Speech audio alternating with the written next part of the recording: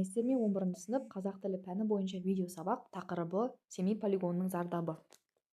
Адамзат тарихында болған ең қатерлі, ең үлкен ауқымда әсер еткен оқиғалардың бірі.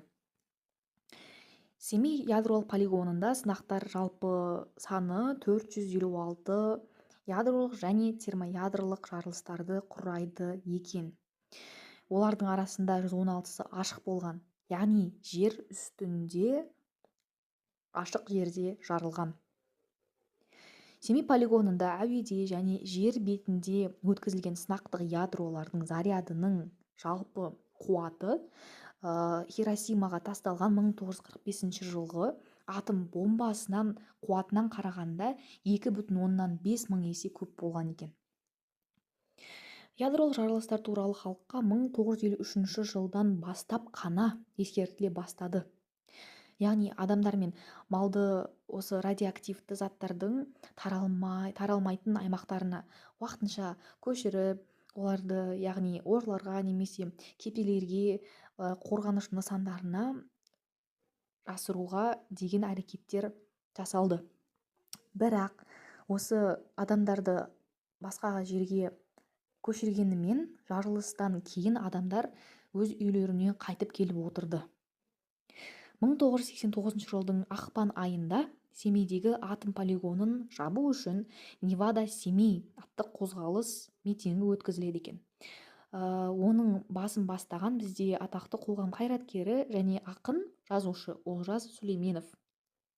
6 тамызда Семей облысының Қарауыл ауылында ядролық қаруды сынауға мораторий жариялау жөнінде осы КСРО және ақш президенттерінің арасында үндеу жарияланады екен.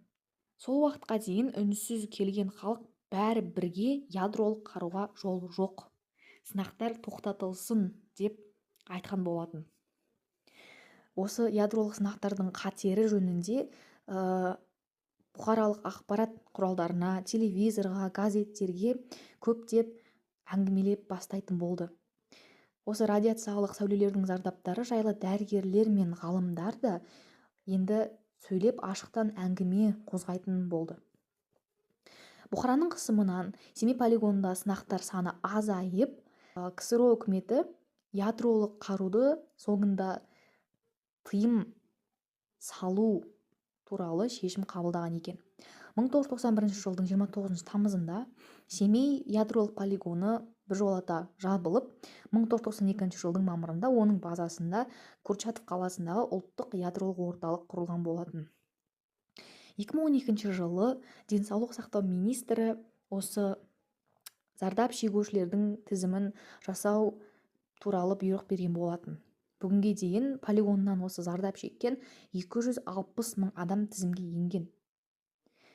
Басқа қалалар мен облыстарға көшіп кеткен Семей өңірінің бұрынғы тұрғындары есепке алынып бітпеген.